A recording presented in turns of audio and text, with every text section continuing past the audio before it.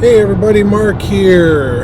And the here is actually on I-88. I left the house at about 4:30 this morning, and I am headed all the way down to Phoenix, Arizona. Just because I'm a good dad.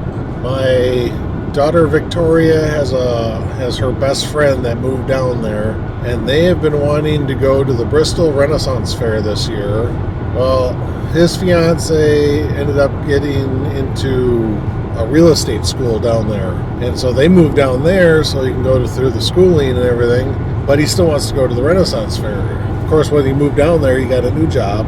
I was like, hey, if you get the time off, I'll come down and get you and bring you back, and then we can all go to the Renaissance Fair together, and then I'll take you back home. So that's what this whole thing is. It's me going down to Phoenix, Arizona, coming back, going to the Renaissance Fair, taking him back to Phoenix, Arizona, and then on top of that, my friend Berto bought a new door for his truck. His door is rusting out. It looks pretty bad.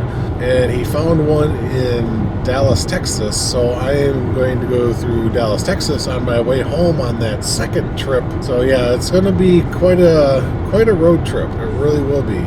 But like I said, I just got onto I-88 south of Dixon, Illinois, traveling on Illinois Highway 2 all the way into Dixon, just to bypass all the tollways and stuff like that. That's basically all it was for. So yeah, this ought to be interesting. I'm hoping I'm going to have a good trip, and I've still got 14 and a half hours of drive time.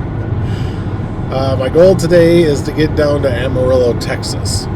So that's another almost 1,000 miles away. I don't know what kind of video this is going to be. It's going to probably be like when I went and got Missy at the beginning of the year, and the driving down to Tennessee and stuff like that. I'll take a little video of the landscape and stuff like that while I'm driving. Give you a few updates here and there, but I just want to really concentrate just on the driving aspect of it. I'm making this day extremely long, so I don't have a big day on the second day. So yeah, that's basically all it is. So 15, I think when I left the house, it was saying 16 hours of drive time. Then tomorrow I should only have about 10 hours of drive time. So yeah, that's kind of the way I'm hoping it's going to work out. All right, I'll see you somewhere along the road. Okay guys, I have progressed. I am off of Interstate 88. I am now on Interstate 80. Haven't even reached the Mississippi yet though, but I'm headed towards Des Moines, Iowa. Okay, so now that I'm in Iowa and across the Mississippi River back there, I-80 dropped to a 65 mile an hour speed limit. It's no longer 70, at least for a while anyway. Alright, just a quick little bathroom stop at a quick trip here in Davenport, Iowa. Now I'm just gonna get back on I-80 and keep heading west. And I tell you, that sky looks kind of gray, and it's been foggy. I know the humidity is pretty high, but man, the horizon just looks gray. I have no idea what my weather is. I have no idea what I'm going to drive into. Well, I've had a little chance to pull up the weather app on my phone and bring up a radar to see if there's anything going on around me, up ahead. And I don't see anything, not until like Nebraska. So I think it's just cloudy, hazy day today. That's all I can think of.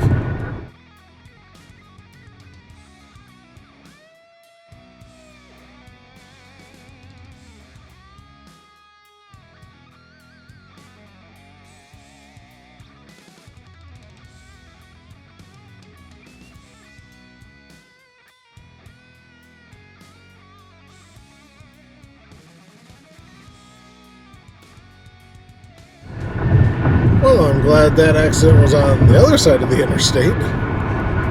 Wow, that was pretty impressive. I can still see it in my rearview mirror, and I am sure that the traffic is going to be backed up for quite a ways. It looked like the semi had actually caught fire, which means that technically that would be my second semi that I've seen that had caught fire. When I first got into Iowa, there was a rig. It was the cab with the trailer, and you can obviously tell that it was on fire, and it was just sitting on the side of the highway. I couldn't believe it. It's like, really? You guys don't tow it away? It's just going to sit there? Okay, but let's see. I have traveled 260 miles. The car has drank up a little more than a quarter tank of gas. Maybe in the next 20 miles or so, I'm going to stop for a bathroom break. So give me about another 15 minutes.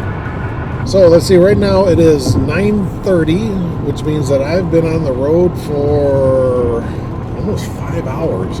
Because I've been up for so long, I'm starting to get a bit hungry, so I may stop and get some lunch. However, I'd also like to get all the way down to Kansas City if I can, and maybe try to find a place for a barbecue.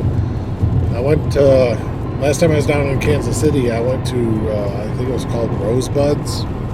And their barbecue is alright, and they're open on a Sunday, so I may end up trying to find that place again. Or I just may end up getting something for fast food. That was my original plan, was just, fast food, drive through, grab it and go, and just keep on moving. So yeah, I've got a little time to think about it and try to figure out what I'm doing. So, alright, I'll see you guys further down the road. How weird is this, guys? The interstate is actually red toned. It's not a bright red or anything, but it is red. It is definitely not blacktop. I have to admit, Iowa's supposed to be well known for their corn production. And I actually think that the stalks here are smaller than what I've seen around where I live. I mean, usually the saline is knee-high by the 4th of July. And, I mean, it's well after the 4th of July. But even before the 4th of July, our corn was probably almost 6 foot tall. And I would be surprised if these stalks are even that tall. These things look like they're only maybe about 4, maybe 5 feet tall.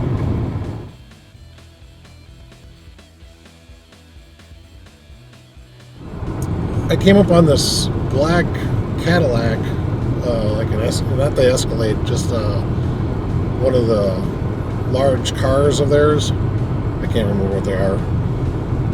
And when I've been coming up to him, I've noticed that he's really been weaving all over the road. He's getting really close to going, over the sideline, and then he'll correct and he'll slide all the way over to the center line and actually start crossing it a little bit, and then he goes back a little bit. Well, I finally ended up passing him, and as I passed him, I kept watching him in my rear view mirror. And I all of a sudden noticed that I started getting more and more more radical and stuff like that. And I saw him drifting over, and he actually went off the road. And it didn't look like he got into an actual accident. He came off the road, he went down into the ditch, and then he pulled it back up onto the road. And I still see him back there, so whatever it was, I don't know if he's drunk, I don't know if he's just extremely tired, or what is going on. But yeah, he just got the shit scared out of him, and I was sitting there watching the whole thing in my rear view mirror. That was weird, because I didn't know what to do. Basically, I would have called 911, but I saw him come back up onto the roadway, so he wasn't actually in an accident. He got lucky. He got real lucky.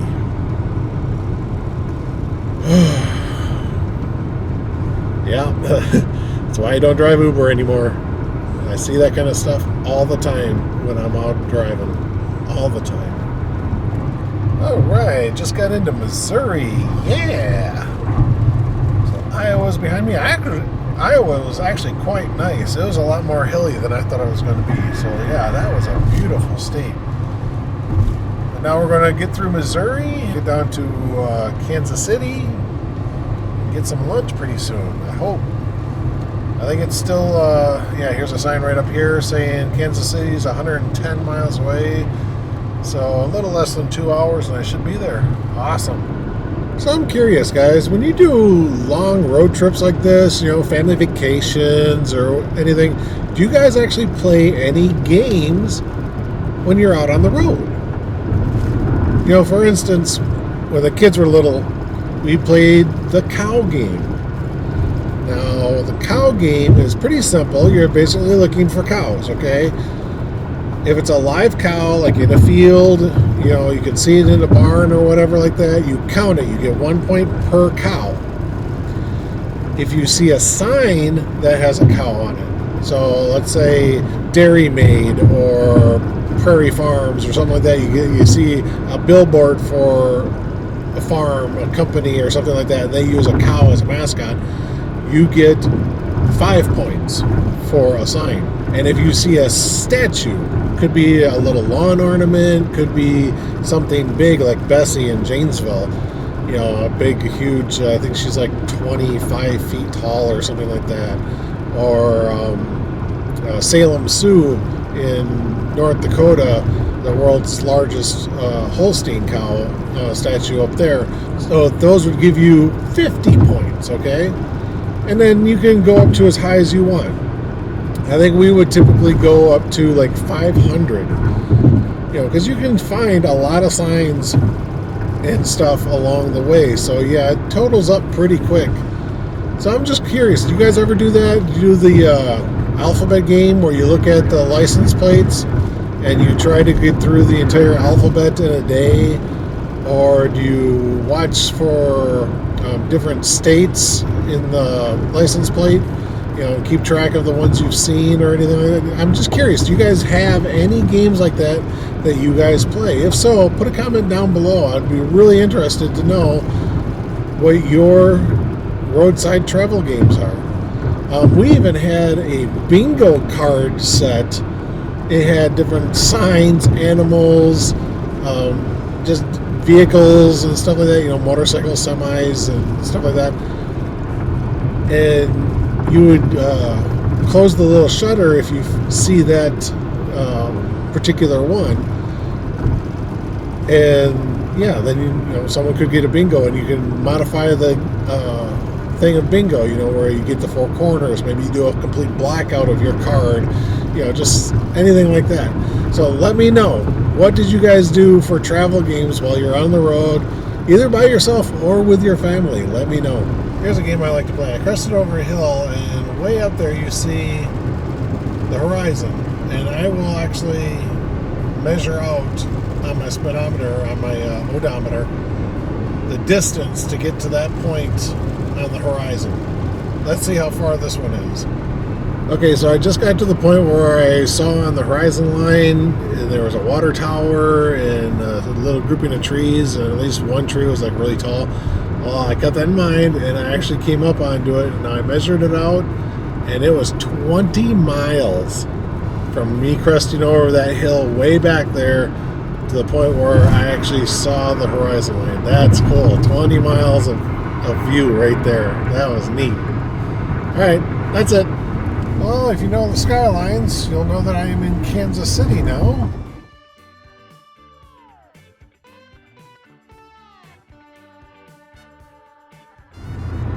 Okay, so I got through Kansas City.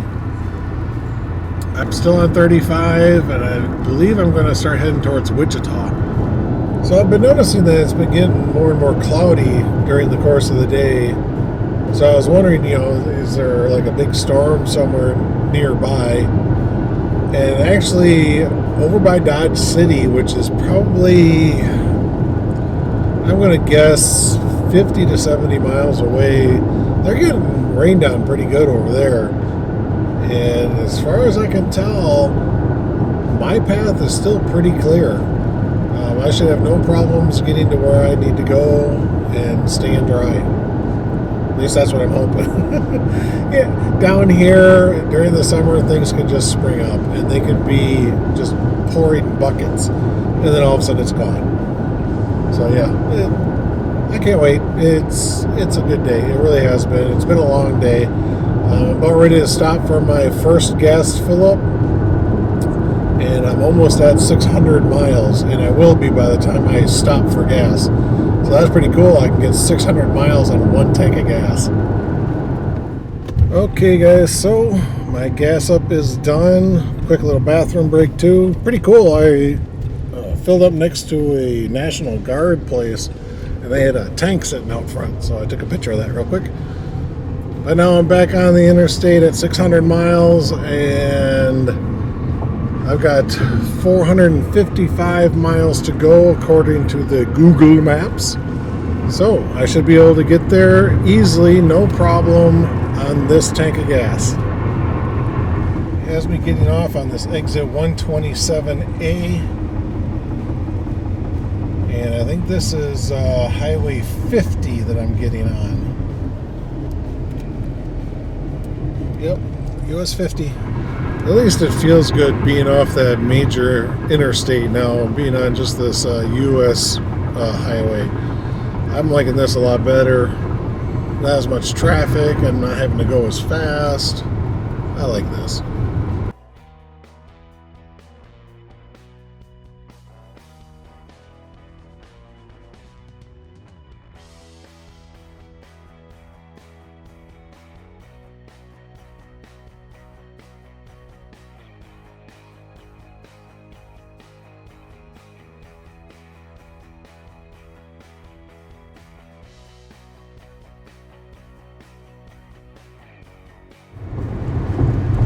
As usual again, the horizon line's gotten pretty dark again. I might have to look at my weather app and see what's going on.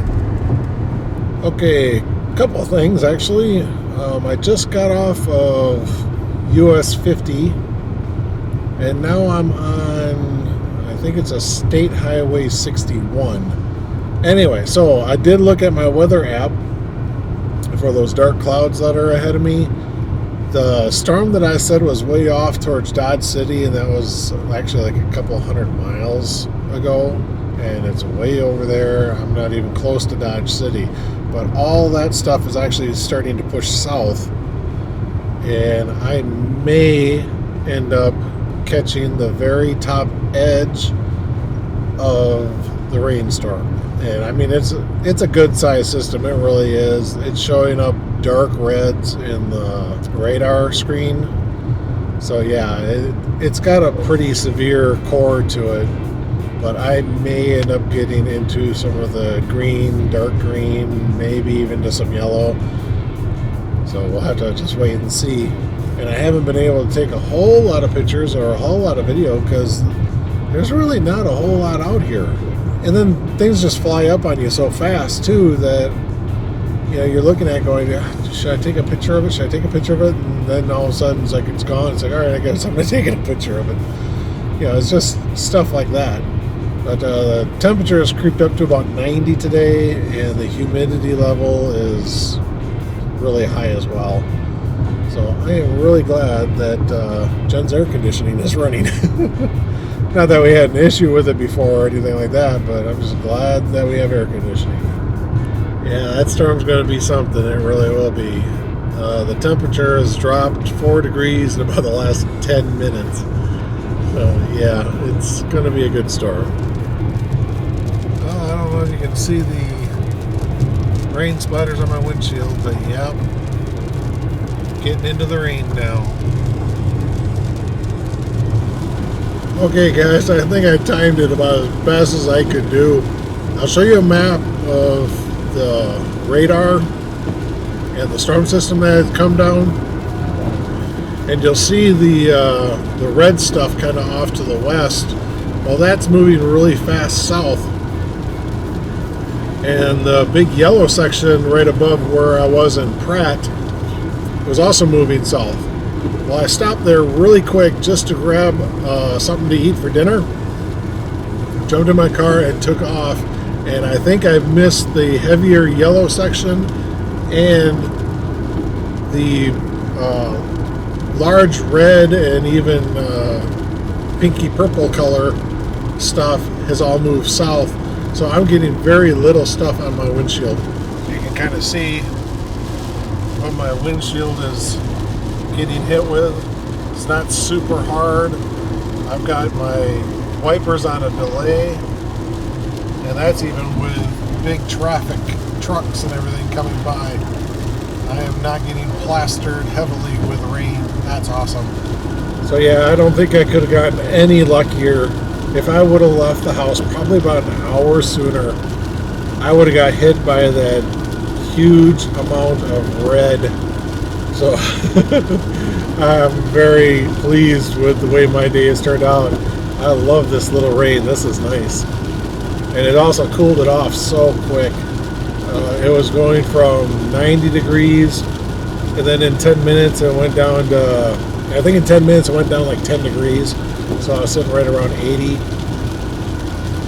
And then it started going up a little bit, so it was back up to maybe about 83 or so. And then all of a sudden, as I got closer and closer to Pratt, it just started plummeting in temperature. I think by the time I actually got into Pratt, I think it was right around 75 degrees. And now with me going in my, what is this, probably about a west-southwest heading, I'm at 67 degrees outside. So yeah, I go from 90 to 67 degrees. Yeah, that's going to cause a little bit of a rainstorm. So all that dark out there is all that red and yellow heavy duty stuff out there. Where in front of me, look how bright that is out there. That's nice. I like that. I am 4 hours from my destination. Yes, only 4 hours. So I have already been driving for 12 hours. Okay, so after leaving Meade and getting onto 23, I tell you, it has gotten very hilly. I mean, it's amazing. I just went through one town, and I'm starting to head more of a southerly direction. And all of a sudden, I'm in a bunch of hills. I've even seen like a little miniature, like buttes and stuff. It's weird.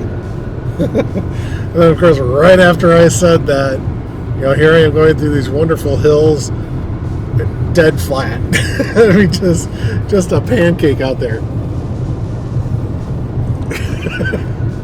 Figures, right? Oh, finally, I reached Oklahoma. Whew. So I'm still in 23, and they just recently got hit with a rainstorm. There's still a little bit of water on the road. But the funny part was, I turned down this portion of 23 off of 64, I think it was. And it said, there was a warning sign saying that the road might flood. And yeah, along the ditch area, there was a lot of water. So yeah, they just got recently hit with a rainstorm. Yep, here we go again. Some more storms. And these I'm actually coming up behind. And I don't know how soon I'm going to hit them. I kind of have to start going off this direction at some point. But I've still got 150 miles to go to get to my hotel. So I may end up having to drive through the storm. And there are red and yellow areas in the storm. I don't know if I can get so lucky to kind of go between two cells and two different storms, you know what I mean? So hopefully we'll see what happens. Yeehaw! I made it into Texas. And I'm chasing a storm. I still got those big storms in front of me. And I don't know if I'm going to catch them or not. I think that's the northern end of the most western bulge of that storm system. And it looks like I'm just going to skim the back end of it. Yeehaw! I hope. I mean, this road might actually start curving me right into it. I don't know. We'll have to find out. So, by the way it looks, according to the radar, I will be threading this part right here between this storm to my south and this storm off to my northwest. I'm now trying to get through this area and down into Amarillo before this storm comes down towards the south. Whoa! Storm weaving, yeah. I don't know if I got them, but those were buffalo back there. Cool.